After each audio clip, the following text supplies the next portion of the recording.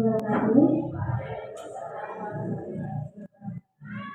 Alhamdulillahirobbilalamin wa bihi nasta'in ala umuri dunya waddin. Wassalatu wassalamu ala asyrofil anbiya'i wal mursalin wa ala alihi wa sahbihi ajmain. Amma ba'du. Yang terhormat Kepala Sekolah SD Negeri Alang 2, Bapak Setun SPD SD, serta teman-teman Dewan Guru yang saya hormati pula. Marilah kita panjatkan puji syukur kehadirat Allah Subhanahu wa Ta'ala atas berkat rahmat dan karunia-Nya, sehingga kita pada hari ini diberikan kenikmatan, kesempatan serta kesehatan untuk melaksanakan kegiatan diseminasi supaya acara lancar dan tanpa halangan suatu apapun. Salawat serta salam semoga senantiasa selalu tercurahkan kepada junjungan Nabi kita Muhammad Sallallahu Alaihi Wasallam yang dinanti-nantikan syafaatnya pada yaumul akhir nanti. Dan semoga kita semua menjadi golongan umat yang diberikan syafaatnya pada yaumul akhir kelak. Amin, amin ya rabbal alamin. Perkenalkan, di sini saya sebagai moderator untuk membacakan susunan acara pada kegiatan siang hari ini. Acara yang pertama adalah pembukaan. Acara yang kedua, sambutan dari Kepala Sekolah SD Negeri Alang 2. Acara yang ketiga yaitu acara inti, pemaparan materi dari Ibu Wiji Lestari. Acara yang keempat adalah refleksi, dan acara yang terakhir penutup. Hadirin yang berbahagia, untuk mempersingkat acara pada hari ini, kita langsung saja ke acara yang pertama, yaitu pembukaan. Marilah kita buka acara pada siang hari ini dengan membaca bacaan basmalah secara bersama-sama. Bismillahirrahmanirrahim. Dilanjutkan acara yang kedua, yaitu sambutan dari Kepala Sekolah SD Negeri Alang 2 kepada beliau Bapak Setun SPD SD. Kami persilakan.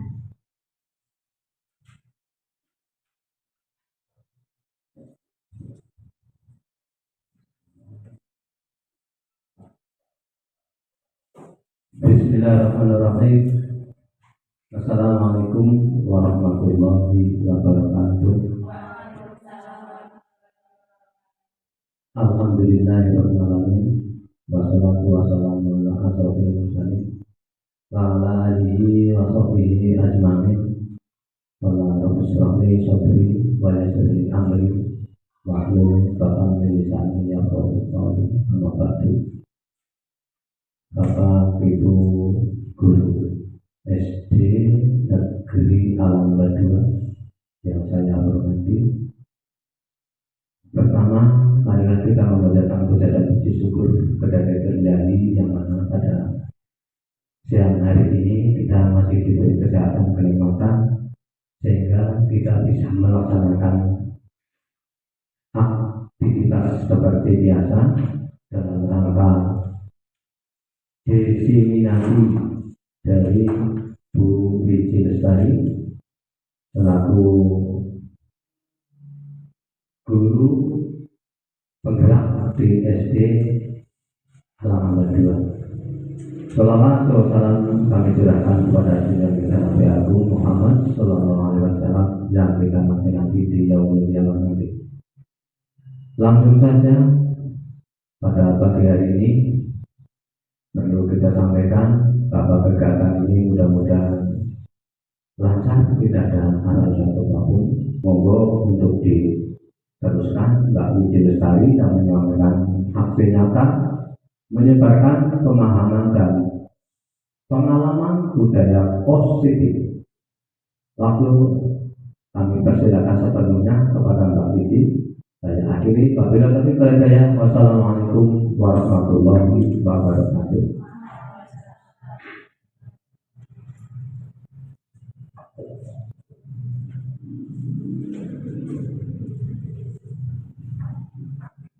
terima kasih kepada Bapak Ketua SPDSD. Dilanjutkan acara berikutnya yaitu acara inti pemaparan materi tentang pemahaman dan pengalaman budaya positif sesuai dengan modul 1.4 pendidikan guru penggerak yang akan disampaikan oleh Pak Pemateri Ibu Wici Lestari. Kepada beliau Ibu Wici kami persilakan.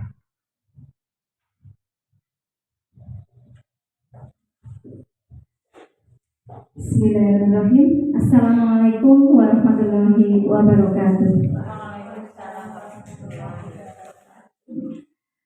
Alhamdulillahirrahmanirrahim. Wassalatu wassalamu ala asrofil anbiya'i wal mursalin wa ala alihi wa sahbihi ajma'in, amma ba'du.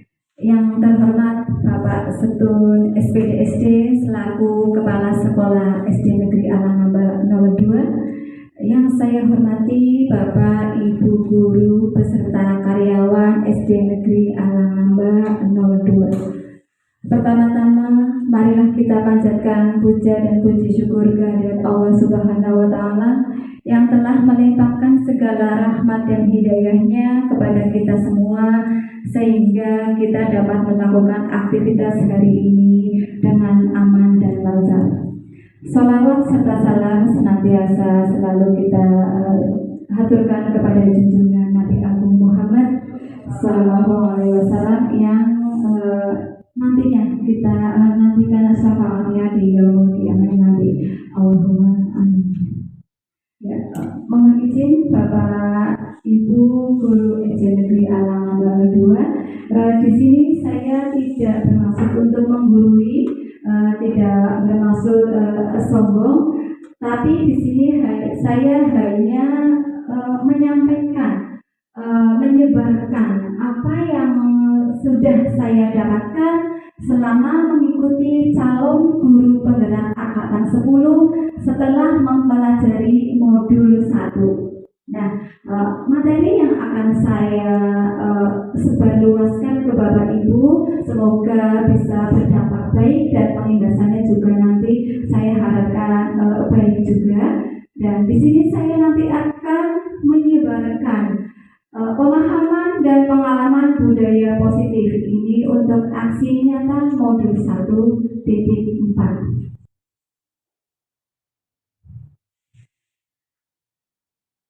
Ya, selain saya sendiri, Wici Lestari dari SD Negeri Alangamba 02, tentunya saya selalu didampingi untuk yang pertama yaitu beliau Bapak Krisno Adi MPD selaku fasilitator saya selama mengikuti calon guru penggerak. Kemudian yang kedua ada beliau Bapak Yunis Rahman MPD selaku pengajar praktik saya selama mengikuti kegiatan guru penggerak ini. Untuk yang pertama yaitu tentang filosofi pendidikan yang disampaikan oleh Bapak pendidikan kita yaitu Bapak Ki Hajar Dewantoro. Nah, menurut beliau definisi pendidikan ini adalah menuntun. Pendidikan itu adalah menuntun. Nah, kita sebagai guru, sebagai pengajar itu wajib menuntun anak-anak kita, murid-murid kita menuju atau mencapai ke keselamatan dan kebahagiaan yang setinggi-tingginya, ya baik sebagai manusia maupun sebagai masyarakat. Tentunya tidak lupa harus sesuai dengan kodrat alam dan kodrat zaman. Karena setiap tahun pasti zamannya berbeda, alamnya juga berbeda. Maka dari itu kita sebagai guru harus menyesuaikannya. Kemudian beliau Bapak Ki Hajar Dewantoro mengeluarkan trilogi pendidikan. Tentunya kita sebagai pendidik sudah tidak asing dengan trilogi pendidikan menurut Ki Hajar Dewantoro. Untuk yang pertama yaitu Ingarso Sung Tulodo. Artinya apa kita Bu? Betul sekali. Di depan selalu memberikan teladan. Misalnya Bapak Setung selaku kepala sekolah memberikan contoh, memberikan teladan bagi saya dan juga teman-teman guru yang lain. Kemudian kita sebagai pengajar atau sebagai guru itu sebagai contoh, sebagai tulodo untuk murid-murid kita. Kemudian yang kedua ada Ingmadio Mangunkarso. Di tengah-tengah kita memberikan inspirasi atau ilham untuk anak didik kita. Kemudian yang ketiga ada Tuturi Handayani. Di belakang kita memberikan support, memberikan semangat menuju arah yang lebih baik lagi.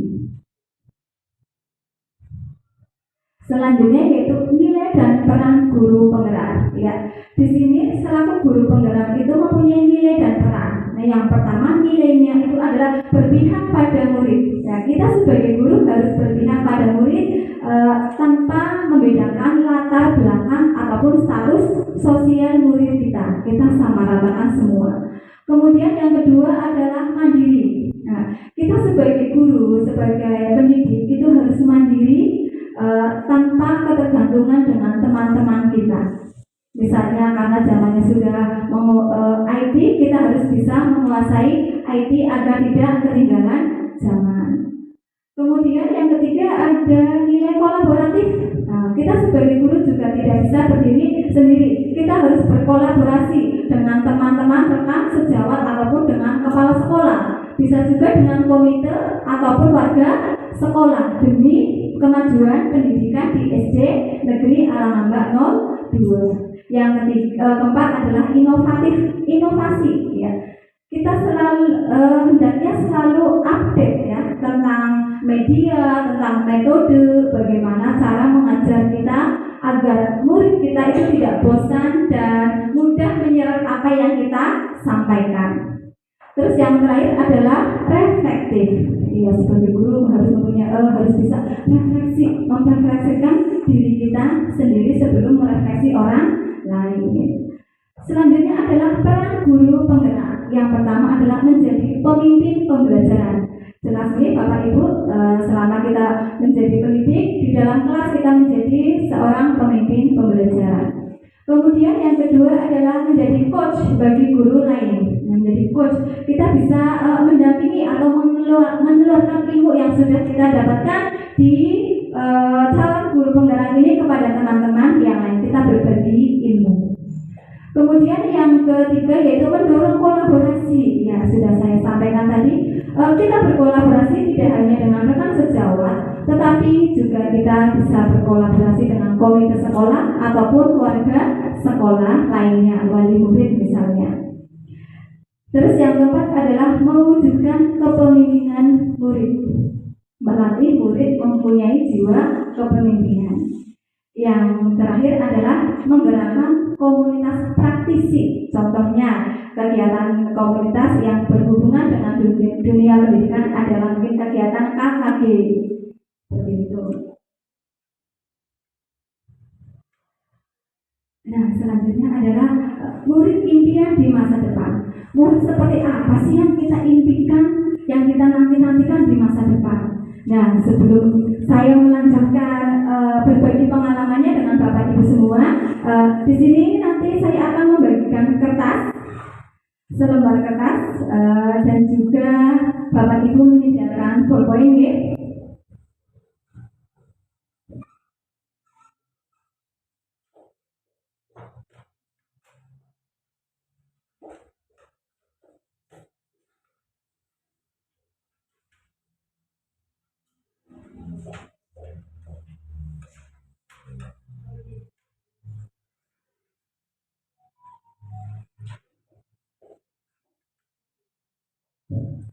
Iya, kira-kira apa ya kegiatan apa ini? Saya membagikan selembar kertas ya. Saya minta kerjasamanya Bapak Ibu. Coba Bapak Ibu tuliskan sesuatu yang menurut Bapak Ibu berharga, paling berharga dalam Bapak Ibu semua. Tolong tuliskan di selembar kertas tadi. Ya, bebas Bapak Ibu. Tidak usah panang. Yang dianggap oleh Bapak Ibu paling berharga itu apa? Monggo dituliskan bebas, ya.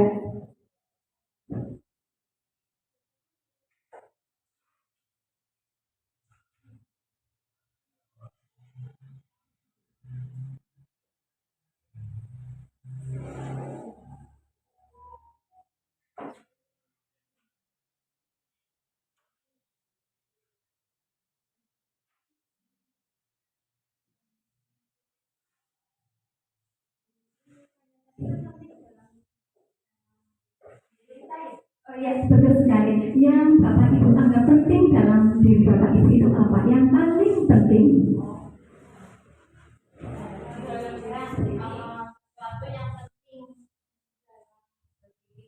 Ya, sesuatu yang penting bagi Bapak Ibu itu apa?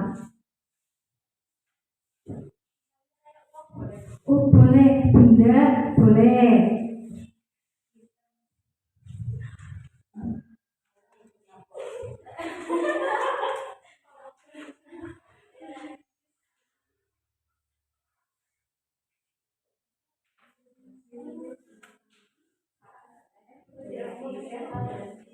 Bebas.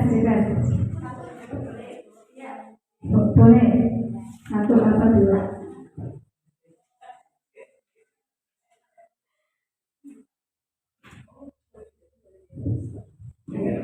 Ya, sudah Bapak Ibu? Ya, sudah. Tolong kertas yang sudah buku Bapak Ibu tuliskan, tolong diremas. Iya. Tolong diremas. Iya. Iya. Tolong diremas. Kemudian genggam sekencang dan sekuat mungkin dengan tenaga Bapak Ibu semuanya. Kemudian setelah Bapak Ibu menuliskan dan meremas kertas yang sudah Bapak Ibu tuliskan tadi, coba dengan temannya berusaha membuka punya genggaman temannya itu agar bisa terbuka, misalnya dengan menggunakan rayuan, boleh, bebas. Caranya Bapak Ibu guru untuk merayu temannya agar bisa membuka genggaman tangannya.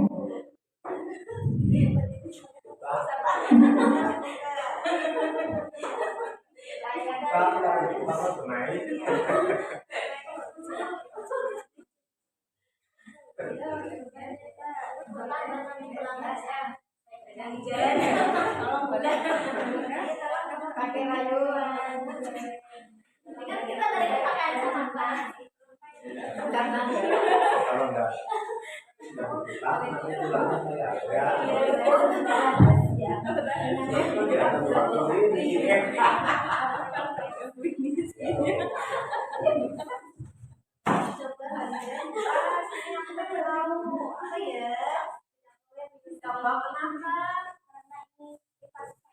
Janganlah, karena aku pengen tahu. Coba kamu mau nggak dikasih uang 2000?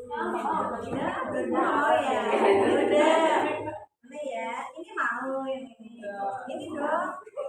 Ini 5.000. 3.000, 50.000 mau. Ini nggak diganti ini mau? Tidak boleh. Apa sih isinya?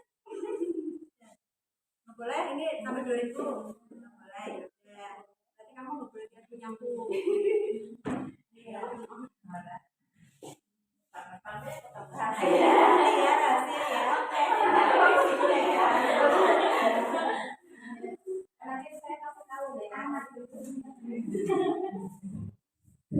Sudah Bapak Ibu, ada yang bisa membuka genggaman tangan temannya? Ternyata Bu Titis bisa dibuka karena apa Bu Titis? Ternyata karena ancaman akhirnya genggaman tangan Bu Titis bisa terbuka. Terus untuk yang lain bagaimana? Monggo Bu Tati tadi dengan teknik menggunakan apa? Rayuan. Dengan teknik rayuan berhasil apa tidak? Tidak berhasil. Kemudian untuk yang lain coba Bu Ini sama Bu Linda tadi dengan menggunakan teknik apa? Dengan teknik imbalan. Berhasilkah? Belum berhasil ternyata. Kemudian yang terakhir ada Bu Ayu dan Bu Risma dengan menggunakan teknik apa tadi? Dengan rayuan. Sudah berhasilkah? Tidak berhasil. Yang di sini yang paling berhasil adalah Bapak Kepala kita. Telah berhasil ini, tapi dengan teknik apa ya? Dengan teknik ancaman. Ya, tadi coba kita analisis ini. Tadi yang tidak dibuka, yang tidak bisa dibuka adalah dengan cara rayuan, tidak bisa dibuka dengan cara imbalan. Ini dikasih uang, ya ternyata tetap tidak bisa. Terus yang terakhir dengan apa ya, ancaman. Nah, dengan ancaman tadi baru bisa dibuka ya. Boleh dibacakan tadi untuk Buditis apa sesuatu hal yang dianggap paling penting coba tadi sehingga bisa dibuka oleh ancamannya Bapak Setrum tentang hidup. Iya, ternyata malah direnggut.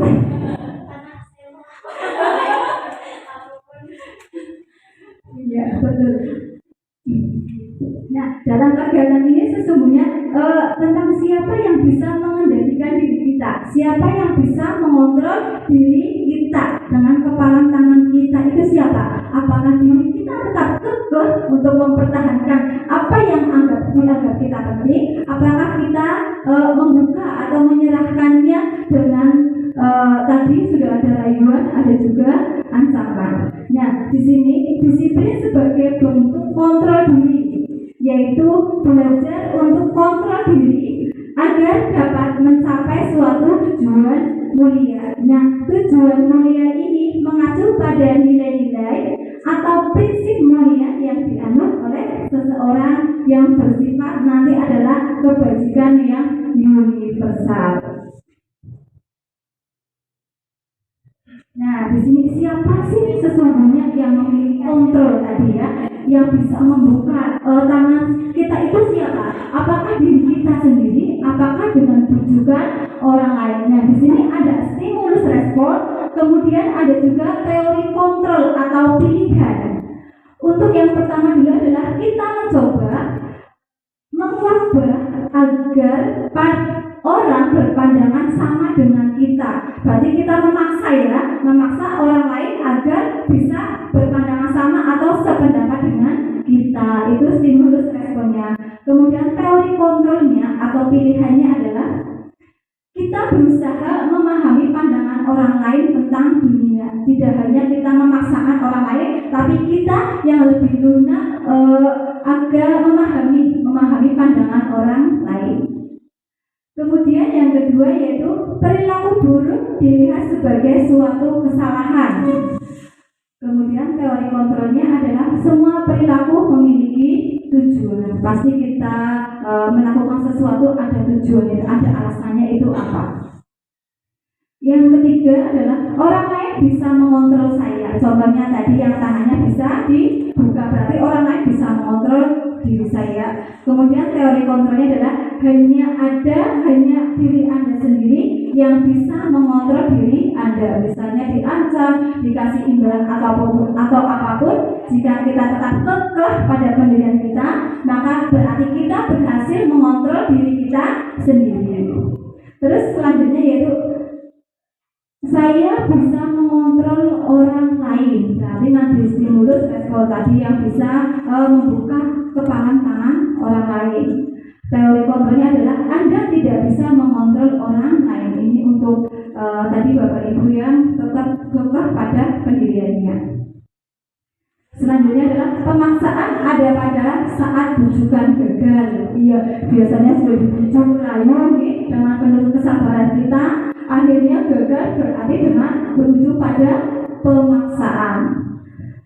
Teori kontrolnya adalah kolaborasi dan konsensus menciptakan pilihan-pilihan baru. Yang terakhir adalah model berpikir menang atau kalah. Yang bisa mengontrol orang lain berarti menang, beranggapannya seperti itu padahal tidak seperti itu.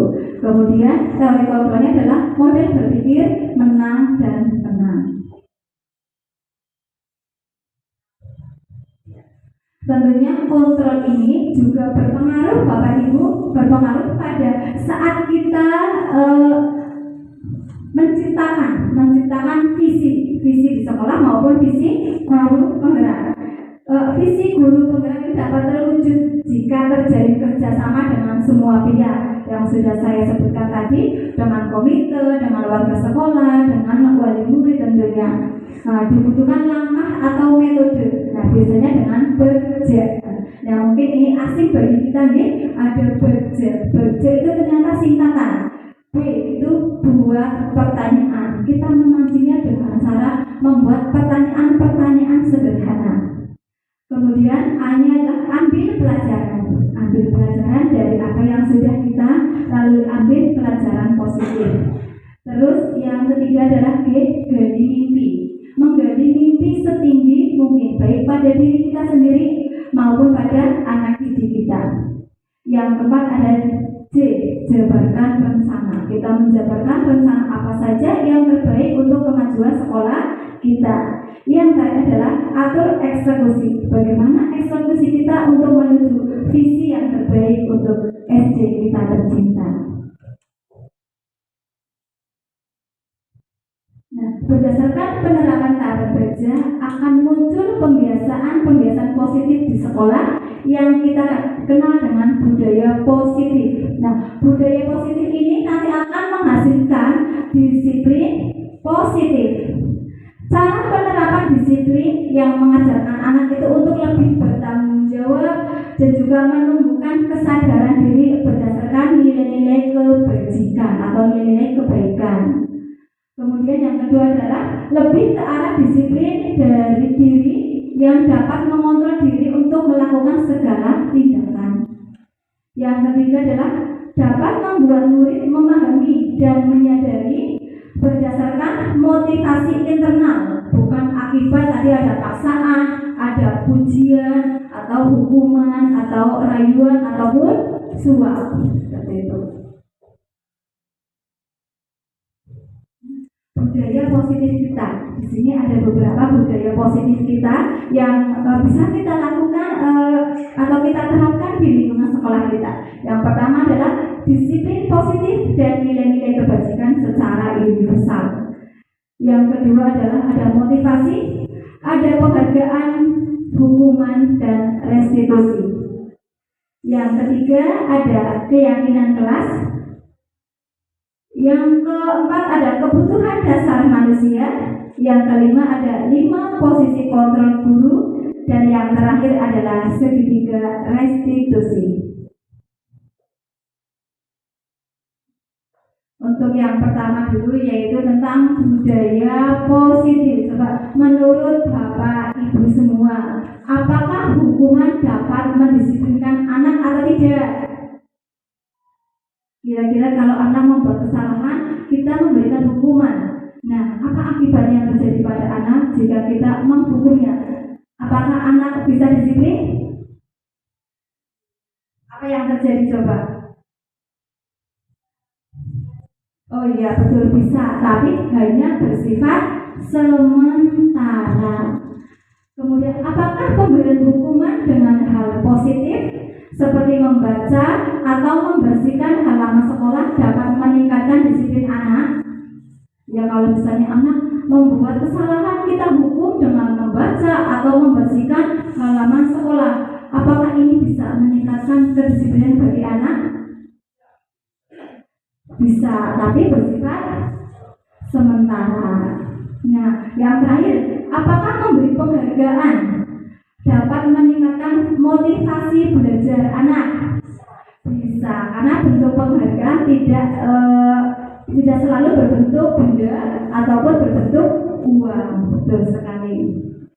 Nah, hukuman tidak dapat menyelesaikan masalah, namun bisa jadi memberikan efek bagi kehidupan di masa mendatang, di masa yang akan datang. Mungkin bagi anak yang sudah kita hukum ternyata memiliki rasa dendam yang kuat kepada kita, karena banyak sekali sekarang kasus-kasus penganiayaan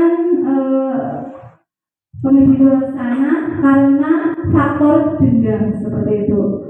Kemudian pemberian penghargaan kepada murid dapat menimbulkan dampak negatif. Ya, ternyata tidak hanya berdampak positif di Bapak Ibu, ternyata pemberian penghargaan juga bisa berdampak negatif apabila guru melakukannya secara berlebihan yang membuat murid merasa lebih tinggi dari teman-temannya. Bisa saja terjadi seperti itu. Kemudian di sini ada nilai-nilai kebajikan universal. Nah, di sini sifat-sifat positif manusia yang merupakan tujuan mulia yang ingin dicapai setiap individu. Nilai-nilai tersebut bersifat universal dan lintas bahasa, mungkin bahkan lintas suku bangsa, agama ataupun latar belakang. Nilai-nilai kebajikan yang ingin dicapai oleh setiap anak di Indonesia kita kenal dengan profil belajar Pancasila. Yang pertama yaitu beriman, bertakwa kepada Tuhan Yang Maha Esa, dan berakhlak mulia. Yang kedua adalah mandiri.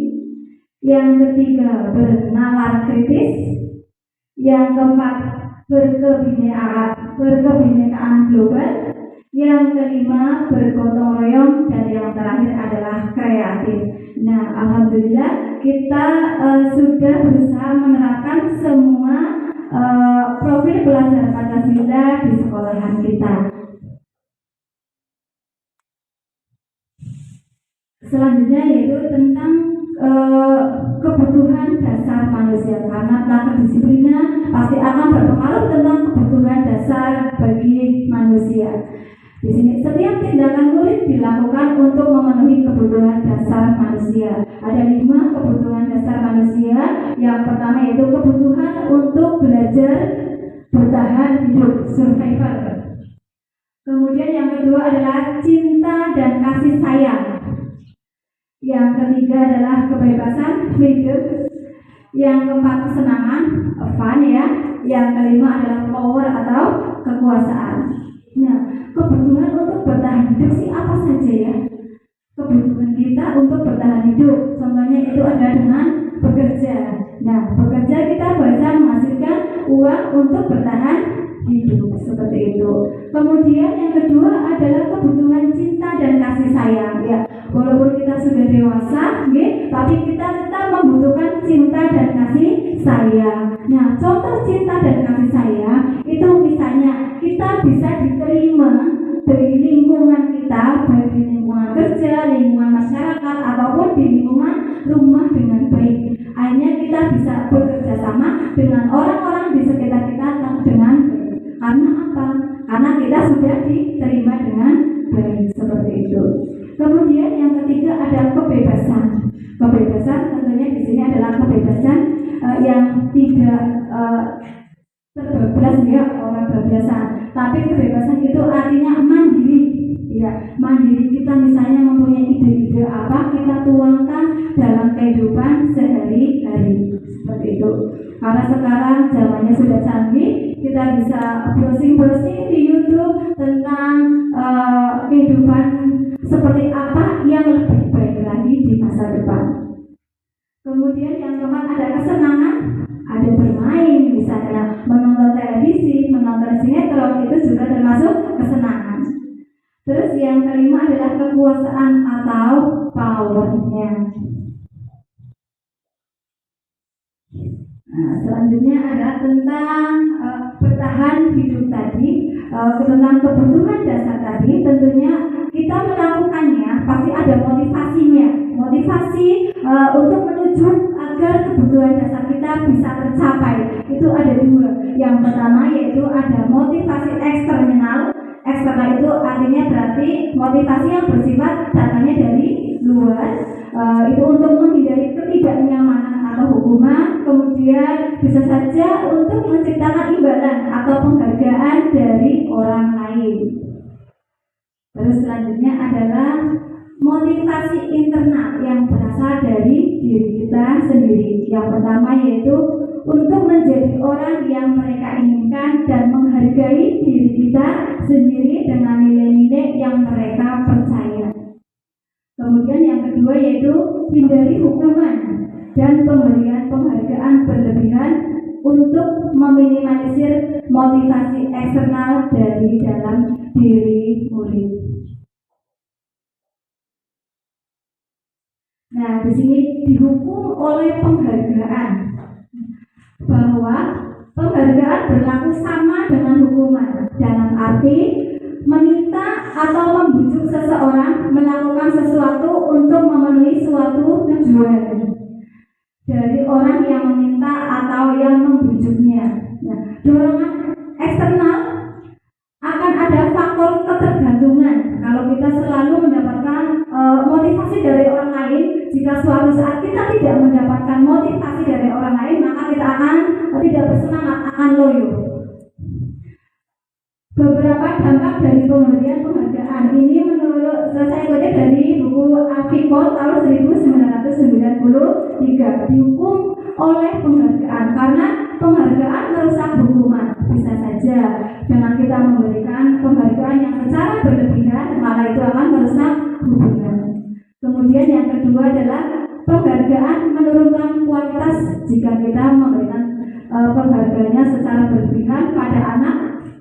Mungkin anak berpikirnya, lah kayaknya baby ini penghargaan sama bu guru, sudah dikasih reward sama bu guru seperti itu. Akhirnya anak tidak berkembang lagi seperti itu. Sama dengan penghargaan mematikan kreativitas. Misalnya ada kegiatan membuat kerajinan, kita sudah memberi penghargaan atau motivasi atau reward kepada anak tersebut secara berlebihan, maka anak tersebut menganggap bahwa inilah puncak dari kreativitas saya, seperti itu. Akhirnya tidak bisa berkembang lagi kreativitasnya.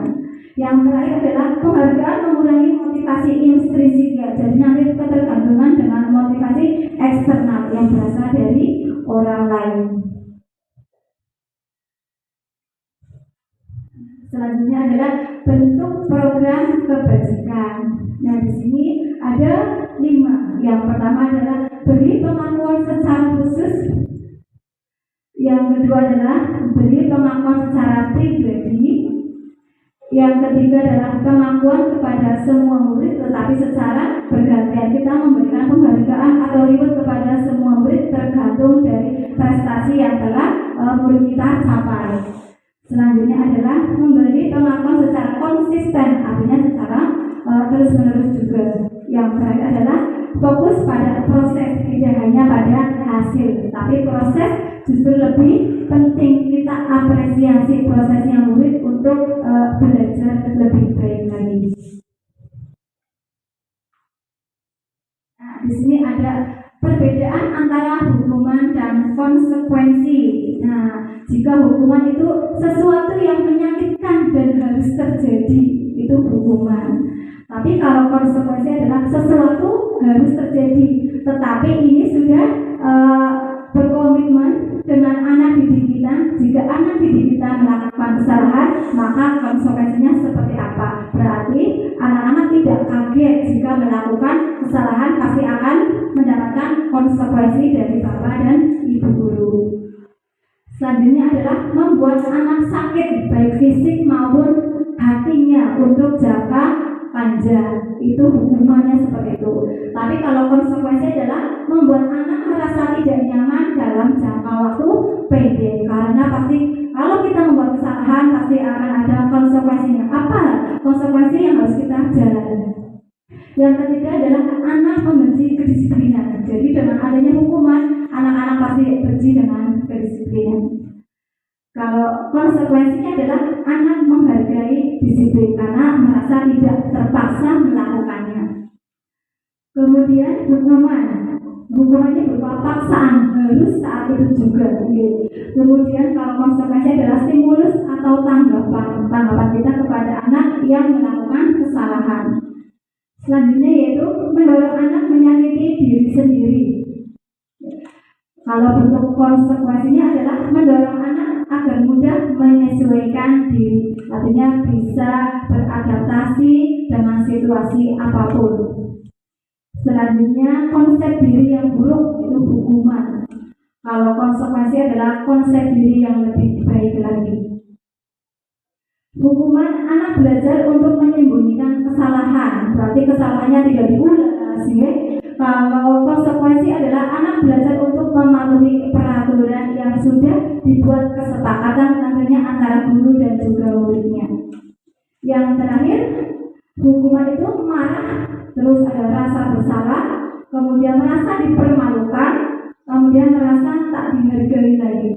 Kalau konsekuensi itu kehinaan, tidak dibuat tidak nyaman, diasingkan untuk sementara karena sudah tahu konsekuensinya itu seperti apa. Pas misalnya tidak mengerjakan PR, kalau bentuknya hukuman, nanti bapak ibu guru bisa memarahi dengan nada yang lebih tinggi. Kemudian kalau bentuk konsekuensi itu kehilangan hak, ya karena apa? Misalnya haknya untuk istirahat, tapi berhubung anaknya tadi tidak mengerjakan PR, akhirnya waktu istirahatnya terpotong untuk mengerjakan PR, tugas rumah yang seharusnya dikerjakan di rumah. Coba di sini ada contoh tindakan guru. Nah, nanti kita coba menebak itu bentuknya hukuman atau konsekuensi. Ya, yang pertama, mencatat 100 kali di dalam buku dengan kalimat misalnya, saya tidak akan terlambat lagi. Ya, ini karena tindakan ini karena terlambat. Ini termasuk hukuman atau konsekuensi Bapak Ibu. Iya betul, ini termasuk hukuman karena kita menyuruh anak didik kita itu mencatat 100 kali dengan kalimat saya tidak akan terlambat lagi, itu berupa hukuman. Betul. Kemudian yang kedua, lari mengelilingi lapangan basket 2 kali karena terlambat hadir di sekolah. Kira-kira ini hukuman atau konsekuensi ini? Ya betul, ini termasuk hukuman. Terus yang ketiga adalah murid diminta untuk push up 15 kali karena tidak menggunakan masker ke sekolah. Iya bukan, tidak hanya kemarin mungkin zamannya COVID ini anak-anak harusnya pakai masker, tapi karena mungkin lupa akhirnya tidak memakai masker. Dan kita sebagai guru itu meminta murid kita untuk push up. Kira-kira apa ini Bapak Ibu? Hukuman, betul sekali. Kemudian selanjutnya adalah menggantikan kertas tugas teman yang telah tercoret-coret. Misalnya anak didik kita yang satu mencoret-coret tugas temannya. Nah, ini termasuk apa? Hukuman atau konsekuensinya nanti? Menggantikannya. Iya betul. Ini termasuk konsekuensinya apa jika kita mencoret-coret kertas tugas teman kita. Kemudian selanjutnya membersihkan tumpahan air di meja karena tersenggol pada saat belajar. Ya, di atas meja mungkin ada tempat air, nah tidak sengaja disenggol. Nah, oleh kita disuruh membersihkan. Termasuk apa ini? Hukuman atau konsekuensi ya? Betul, termasuk konsekuensi. Yang terakhir, lari mengelilingi lapangan basket karena PJOK terlambat, mungkin karena kesiangan. Termasuk hukuman atau konsekuensi apa Ibu? Termasuk hukuman, betul sekali. Ya, hampir betul semua Bapak Ibu. Berarti Bapak Ibu sudah bisa membedakan antara hukuman dan konsekuensi. Berarti besok kita bisa menerapkannya pada anak-anak kita, mana yang termasuk hukuman, mana yang termasuk konsekuensi.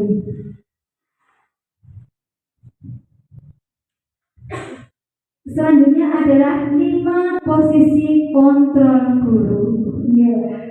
Saya mohon kerjasamanya Bapak Ibu untuk berdiri. Ya, berdiri sebentar biar tidak kaku. Sampai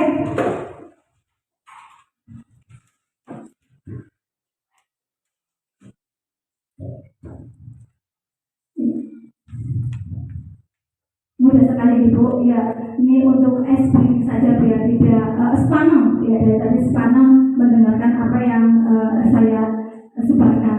Untuk SB-nya sedikit saja. Saya hanya meminta Bapak Ibu untuk bertepuk, sesuai dengan hitungan saya. Misalnya saya bilang tepuk 1 hanya 1 kali di depan. Tepuk 1. Tepuk 2. Tapi kanan kiri Bapak Ibu. 1, 2. Kanan kiri. Kanan dulu baru kiri. Tepuk 2. Kanan dulu. Tidak apa-apa, ini namanya SBD untuk mencairkan suasana. Dari tadi tegang sekali. Tepuk 3. 1, 2. Apa lagi atas? Kanan, kiri, atas. Ya, saya ulangi. Tepuk 3. 1, 2, 3. Ya. Tepuk 4. 2 kali. Yang seperti 1, 2. 1, 2. Yuk, saya ulangi ya. Tepuk 4. 1, 2. Tepuk 5. 1, 2. 1, 2. 1. Saya ulangi Bapak Ibu. Tepuk satu. Lurus Pak. Lurus ya. Tepuk satu. Tepuk dua. Tepuk tiga.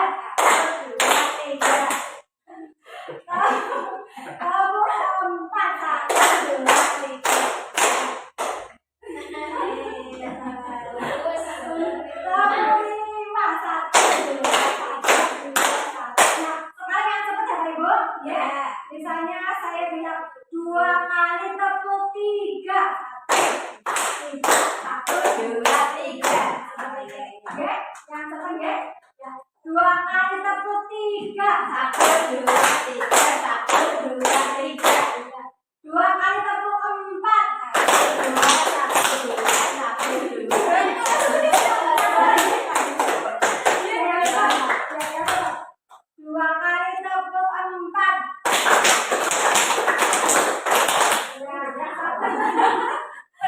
Satu kali. 2 kali tepuk 5.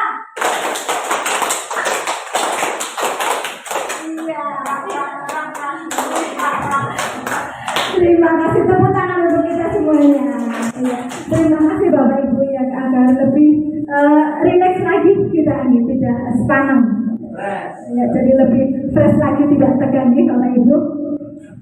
Saya lanjutkan lagi ya, tentang 5 posisi kontrol bulu. Tadi seperti tepuknya yang sudah kita praktekkan, ada tepuk 5 nih. Untuk yang pertama adalah penghukuman, 5 posisi kontrol kita. Kemudian yang kedua adalah pembuat merasa bersalah. Yang ketiga sebagai teman. Yang ketiga pemantau, ini ngintip ya. Terus yang terakhir adalah sebagai manajer. Itu adalah 5 posisi kontrol kita sebagai seorang guru atau seorang pendidik. Nah, kita bahas dulu yang pertama yaitu penghukuman. Nah, penghukuman ini biasanya dengan nada suara lebih tinggi ya. Kemudian bahasa tubuhnya mungkin bisa saja mata kita sambil melotot, kemudian bisa saja dengan jari-jari kita menunjuk kepada anak-anak kita yang melakukan kesalahan. Itu penghukuman. Nah, nanti hasilnya adalah kemungkinan murid akan marah dan memiliki dendam kepada kita. Itu tentang hukuman. Kemudian yang kedua yaitu tentang pembuat merasa bersalah. Nah, kita sebagai guru, sebagai pendidik, itu jika kita diposisikan sebagai pembuat merasa bersalah, nah nada suara kita itu lebih halus, lebih sedih lagi, lebih memelas lagi kepada murid kita yang melakukan kesalahan. Dengan bahasa tubuh, misalnya merapat pada anak. Kemudian contohnya di sini, Adi, kamu ini bagaimana ya? Kamu sudah berjanji dengan ibu untuk tidak terlambat lagi. Tapi kenapa kamu yang senang sekali mengecewakan ibu? Ibu merasa kecewa sama kamu, Adi. Seperti itu contoh pembuat merasa bersalah. Nanti murid kita itu pasti akan merasa bersalah karena sudah mengecewakan bapak ibu karena sering terlambat. Itu contoh jika kita memposisikan diri sebagai pembuat rasa bersalah. Selanjutnya adalah posisi kita sebagai teman ya. Jika kita memposisikan diri kita sebagai teman, itu nada suaranya menjadi lebih ramah, kemudian lebih akrab, seolah-olah kita itu seumuran nih dengan murid kita. Kemudian mungkin ada bercandanya juga agar anak-anak kita itu merasa nyaman, merasa tidak diinterogasi oleh kesalahan-kesalahan yang telah dibuat seperti itu. Nah, nanti dengan kita memposisikan diri sebagai teman itu akan menghasilkan anak merasa senang, merasa akrab dengan bapak ibu guru. Seperti itu, dampaknya adalah dampak positif bagi anak. Yang keempat yaitu pemantau. Nah, kita memposisikan diri di sini sebagai pemantau, misalnya berarti nada suaranya datar. Nah, bahasa tubuhnya juga lebih formal daripada yang tadi, yang misalnya kita memposisikan diri sebagai teman. Nah, jika di sini kita memposisikan diri sebagai pemantau, ini akan menghasilkan anak akan lebih memahami konsekuensi yang harus dijalankan karena telah melanggar salah satu peraturan sekolah. Tetapi ini sudah tahu konsekuensinya itu apa yang akan diterima jika murid kita melakukan kesalahan. Terus yang terakhir adalah sebagai manajer. Iya, tidak hanya di kantoran saja nih, ternyata di sekolahan juga bisa menerapkan manajer. Nah, kita sebagai seorang guru tidak selalu menempatkan diri sebagai pendidik atau sebagai guru, tapi di sini juga bisa sebagai manajer jika menangani masalah pada anak didik kita. Misalnya dengan nada suara yang tulus, kemudian bahasa tubuhnya tidak kaku, kemudian mendekat atau merapat ke murid yang melakukan kesalahan.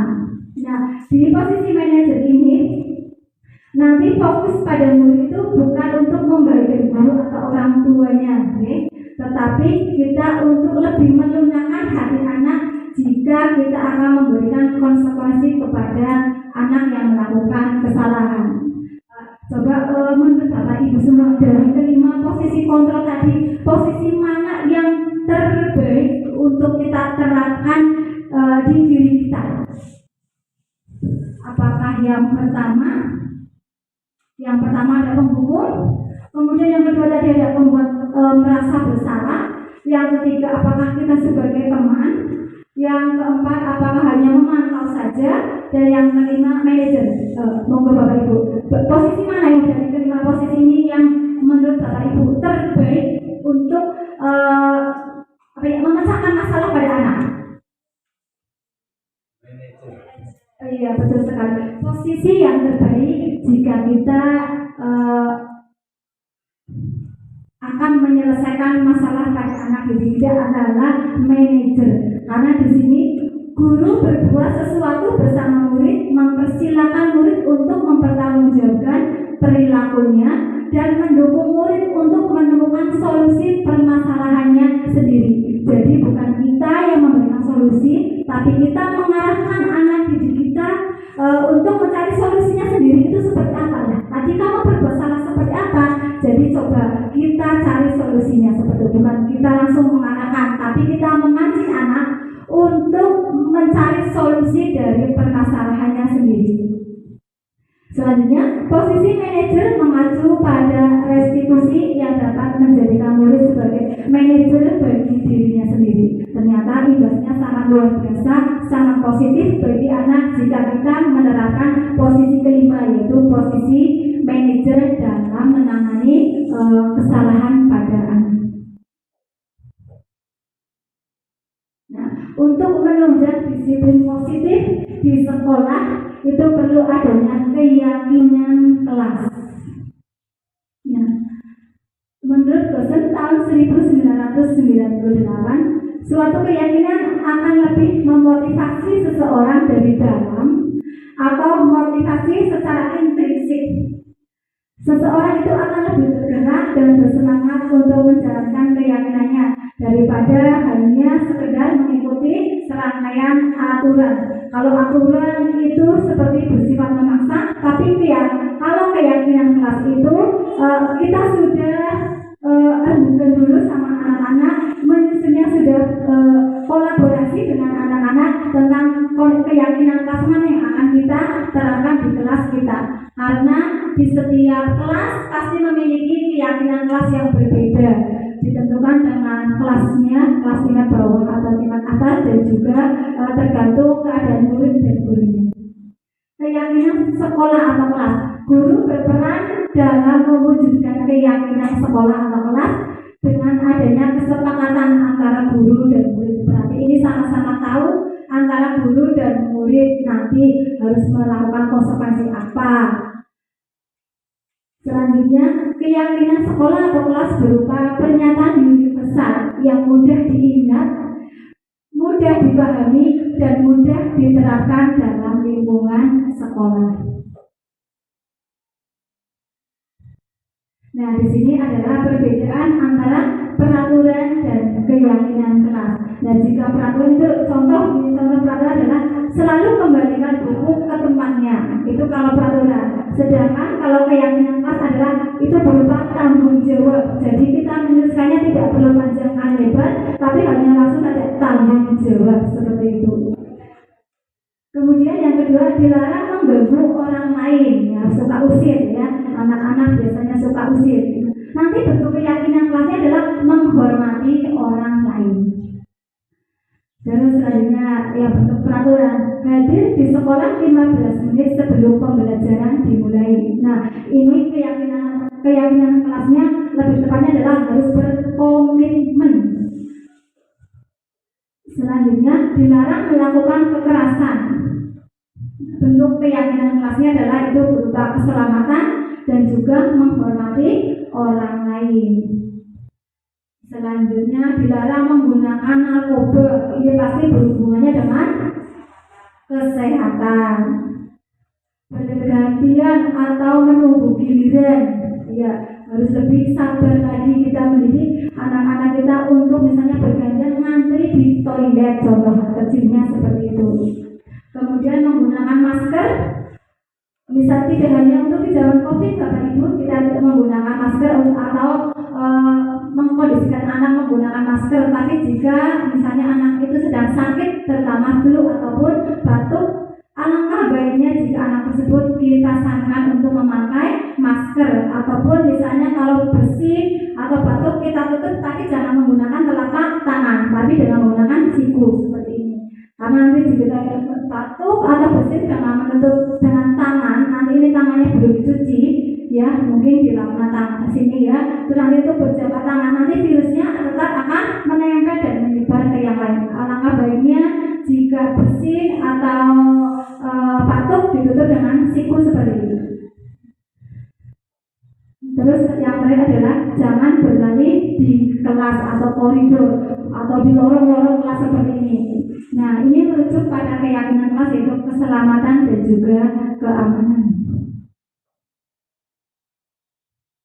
Nah, ini adalah contoh Bapak Ibu, contoh keyakinan kelas 6, kelas saya bersama anak-anak saya yang sudah saya bidik di awal pembelajaran. Tentunya dengan persetujuan anak-anak kelas 6. Untuk yang pertama yaitu sopan santun, yang kedua itu bertanggung jawab terhadap kebersihan kelas, yang ketiga yaitu tentang toleransi, yang keempat yaitu belajar dengan sungguh-sungguh, yang terakhir adalah beriman dan bertakwa. Nah, bentuk keyakinan kelas ini, kalau keyakinan kelas itu berbeda-beda Bapak Ibu, jadi tergantung guru kelasnya masing-masing dan juga tergantung anak didiknya. Nanti kesepakatan antara Bapak Ibu dan anak-anak seperti itu. Itu adalah contoh keyakinan kelas di kelas 6, di kelas saya.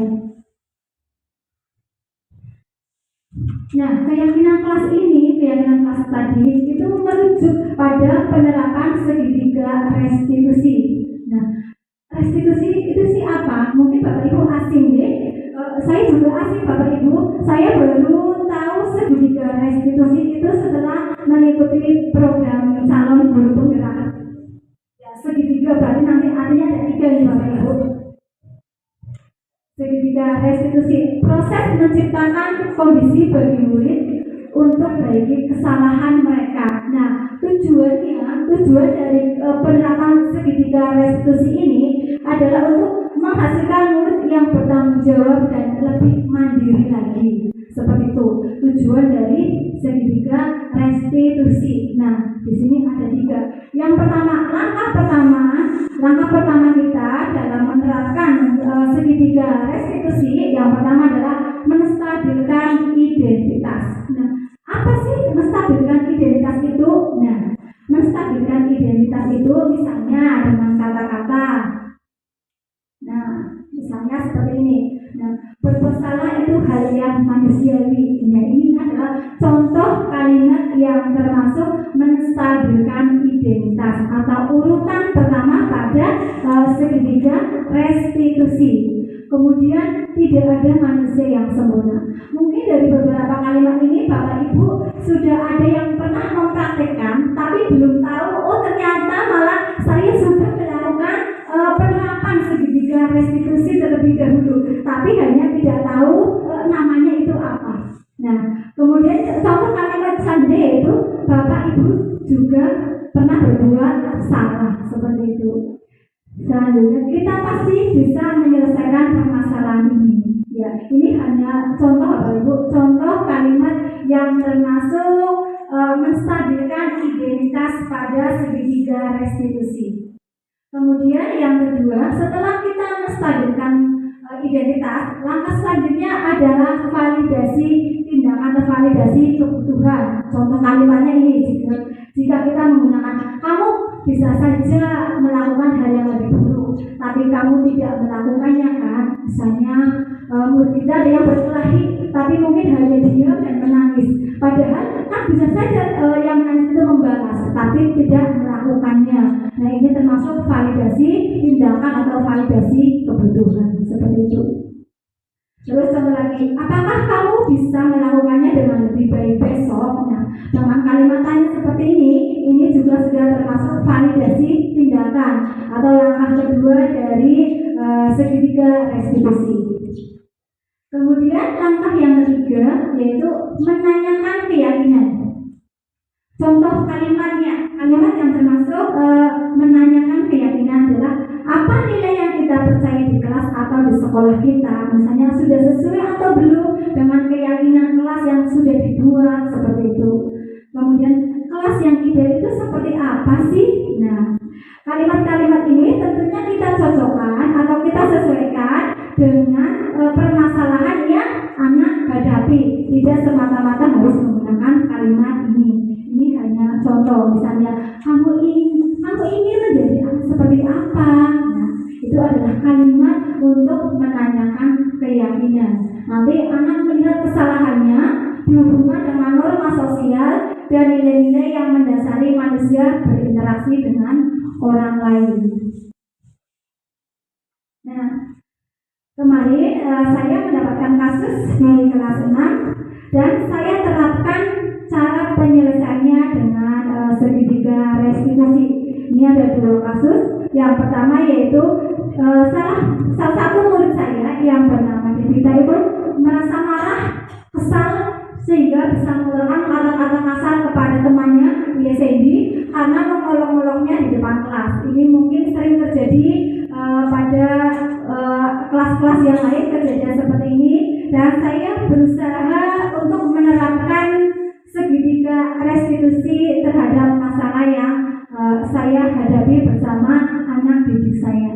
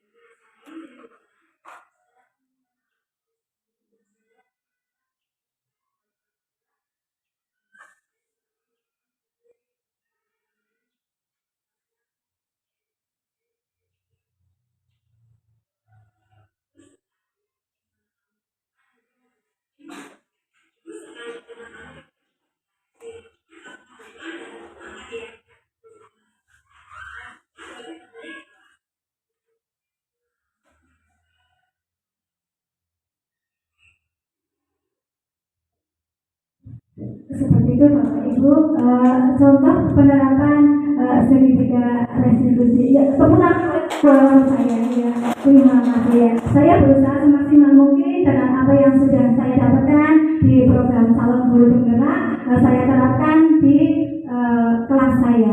Nah, ternyata imbasnya itu jika kita berusaha menjadi manajer di depan anak kita, ternyata memiliki dampak yang positif. Yes.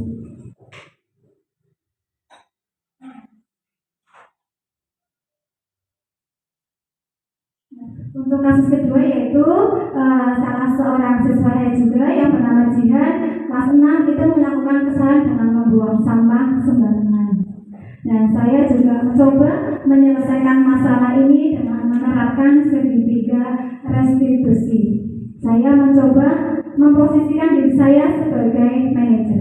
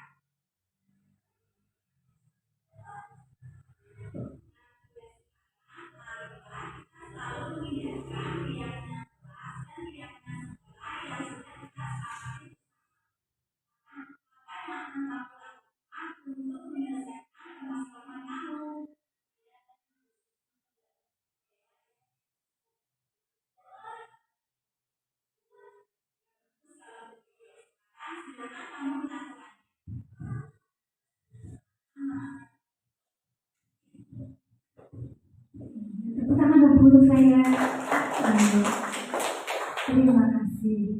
Iya, demikian Ibu pemaparan saya dalam diseminasi penyebaran budaya positif. Alhamdulillah sudah selesai.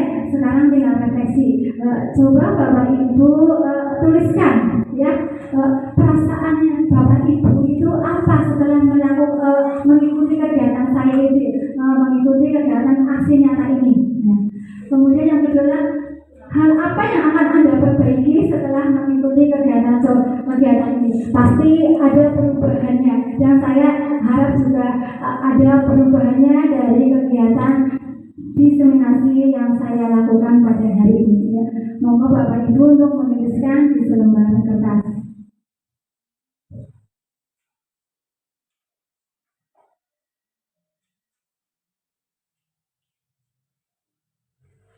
Ya, bebas Bapak Ibu menuliskan perasaannya, apakah senang, apakah malah tertekan jadinya dengan mengikuti kegiatan aksi nyata ini, atau seperti apa? Ya. Ya, mungkin ada dari Bapak Ibu guru yang mau menyampaikan perasaannya atau mengungkapkan isi hatinya setelah mengikuti kegiatan saya pada hari ini. Monggo siapa? Iya. Oh ya, monggo Dani maju ya. Silakan isi hatinya Bu.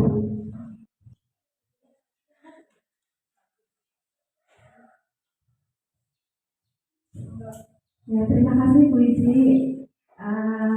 Dari yang tadi disampaikan Bu Iji tentang setelah mengikuti diseminasi, ini perasaan saya itu sangat senang dan juga saya antusias sekali Bu. Saya itu mendapatkan pengalaman yang baru menurut saya, karena sebelumnya saya belum mendapatkan ini. Iya. Terus juga ada hal yang perlu saya perbaiki. Ternyata cara pandang saya yang ketika saya menghadapi masalah dengan permasalahan itu, ternyata saya selama ini dengan cara penghukuman, ya. Jadi saya itu lebih identik dengan menghukum siswa yang bermasalah, gitu ya. Jadi saya itu konsepnya tegas Bu, jadi suka siapa yang bermasalah ya saya hukum gitu ya. Nah, tapi setelah saya mengikuti kegiatan ini dari Bu Wiji ini, saya mendapat pandangan baru. Jadi saya itu oh ternyata penghukuman itu kurang tepat ya Bu. Iya, sebenarnya saya itu menjadi manajer ya, jadi menjadi manajer ya Bu yang terbaik itu menurut saya. Begitu Bu Wiji, terima kasih. Tepuk tangan yang mana Bapak Ibu, ya, terima kasih sekali atas refleksinya dari Bu Yuni tentang perasaannya setelah mengikuti kegiatan saya dan juga hal apa yang akan diperbaiki. Sama Bapak Ibu, kita bersama-sama belajar. Saya juga masih belajar untuk selalu memperbaiki diri dalam menghadapi masalah, dan saya berusaha untuk menjadi manajer ketika menghadapi masalah atau menangani masalah pada anak. Iya, terima kasih. Alhamdulillah sudah selesai Bapak Ibu kegiatan aksi nyata saya pada siang hari ini. Terima kasih waktunya Bapak Ibu. Terima kasih atas kesediaannya. Saya mohon maaf jika banyak salah kata saya, kekurangan saya, karena saya masih dalam tahap belajar. Kemudian ini juga bukan saya menggurui, tapi saya hanya berbagi pengalaman. Saya membagikan apa yang sudah saya dapatkan ketika mengikuti program calon guru penggerak, terutama di modul 1 ini. Seperti itu Bapak Ibu. Semoga dari kegiatan ini saya terutama bisa memperbaiki diri yang lebih baik lagi dalam menangani kasus atau masalah yang terjadi pada anak. Demikian Bapak Ibu, sekali lagi saya mohon maaf dan terima kasih yang setinggi-tingginya kepada Bapak Ibu yang sudah mengikuti kegiatan saya dari awal sampai akhir. Saya akhiri, sekali lagi terima kasih. Billahi taufiq wal hidayah. Wassalamualaikum warahmatullahi wabarakatuh. Assalamualaikum warahmatullahi wabarakatuh. Perkenankan, saya Setun SPD SD, Kepala SD Negeri Alangamba 2, tepat di mana Bu Wiji Lestari mengajar. Saya bangga kepada Bapak Ibu guru yang mempunyai kinerja dan etos kerja. Khususnya saya bangga kepada Bu Wiji Lestari yang masuk menjadi guru penggerak, tergerak, bergerak, dan menggerakkan. Diseminasi pengimbasan yang dipaparkan oleh Bu Wiji Lestari merupakan aksi nyata dalam program guru penggerak. Mudah-mudahan pengimbasan ini bersifat permanen dan akan menjadi motivasi dan contoh untuk Bapak Ibu guru SD Negeri Alangamba 2 yang nantinya akan lebih disiplin dan anak meningkatkan motivasi belajar. Sekian, wassalamualaikum warahmatullahi wabarakatuh.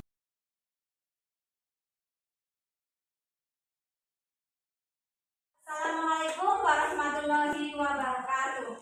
Waalaikumsalam warahmatullahi wabarakatuh. Bagaimana kabarnya hari ini anak-anak? Iya. Pada kesempatan hari ini kita akan membuat keyakinan kelas. Ya, keyakinan kelas itu apa? Keyakinan kelas adalah kesepakatan yang akan kita buat demi kebaikan kelas kita bersama dengan menerapkan budaya positif. Apa sih itu budaya positif? Nah, budaya positif itu misalnya kalian ingin kelas ini menjadi kelas yang bersih. Berarti nanti keyakinan kelas yang akan kita buat itu berbentuk tulisannya menjaga kebersihan atau hanya kebersihan atau bertanggung jawab dengan kebersihan. Oke, nanti guru bagikan keyakinan kelas seperti apa yang kalian inginkan. Bebas menulisannya, bebas. Keyakinan apa sih yang kalian inginkan? Apa yang ingin kalian dapatkan dari kelas ini? Seperti itu. Udah? Dulu bagikan selembar kertas. Mohon untuk ditulis. Jangan lupa dikasih nama terlebih dahulu.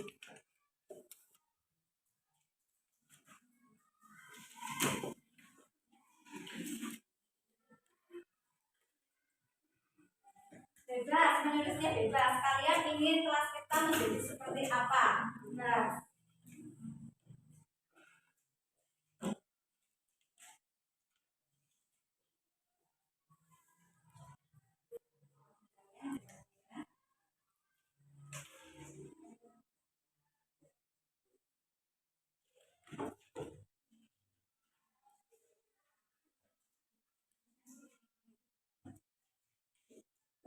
Sekarang boleh menuliskan harapan apa yang ingin kalian dapatkan dari kelas kita. Juga jangan lupa dituliskan namanya terlebih dahulu.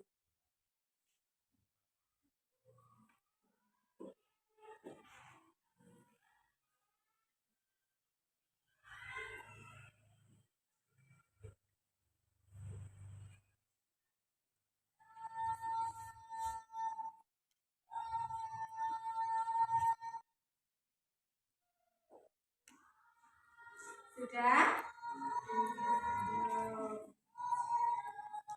Menuliskan keyakinan kelas yang akan kita sepakati bersama.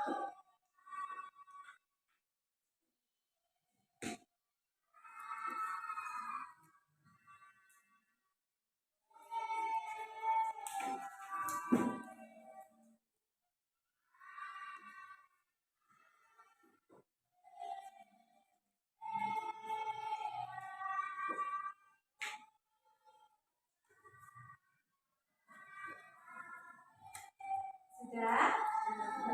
Yang sudah maju untuk menempelkan hasil tulisannya. Sini, coba urutan dari barisan paling barat. Yuk, ditempelkan di papan tulis. Nanti akan guru bacakan. Ya, yuk lanjut. Ya. Ya, terus. Yuk.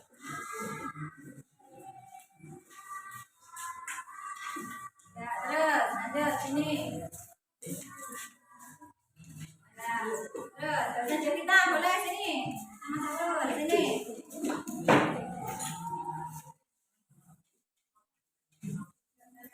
Yuk lanjut ya.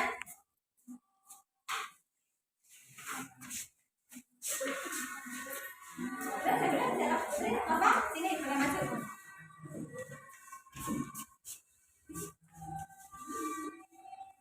Sini bawahnya sini yuk. Sini.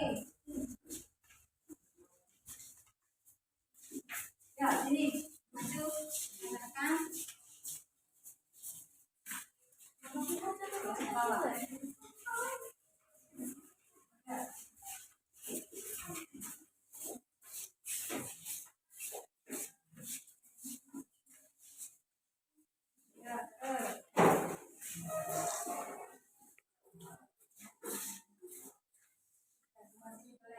Terakhir.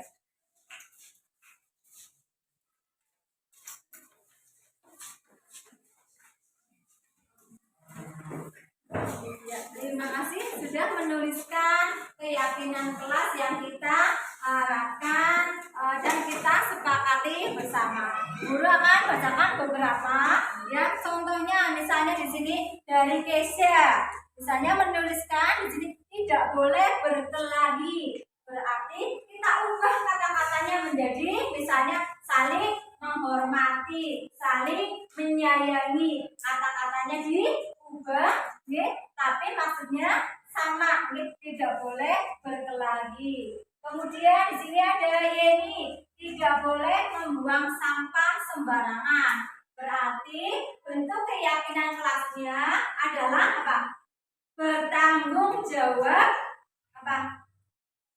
Dengan kebersihan, misalnya seperti itu. Kemudian di sini ada belajar, kemudian ada yang tidak malas. Berarti di sini bentuk keyakinan kelas yang akan kita tuliskan adalah belajar dengan sungguh-sungguh. Terus di sini ada yang dari Sami dan tidak boleh menyebutkan nama orang tua. Berarti ini bentuk keyakinan kelasnya adalah apa ya? Saling menghormati atau saling menghargai atau saling menyayangi. Betul. Kemudian di sini ada lagi tidak boleh membeda-bedakan agama. Berarti apa? Bentuk keyakinan kelasnya apa ya? Toleransi. Betul. Bu Guru akan tuliskan keyakinan kelas yang sudah kita sepakati hari ini.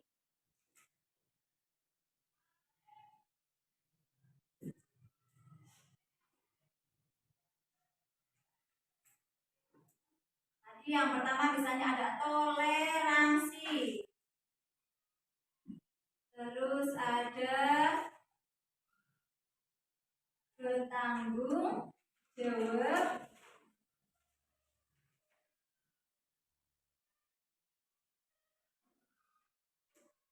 Dengan kebersihan.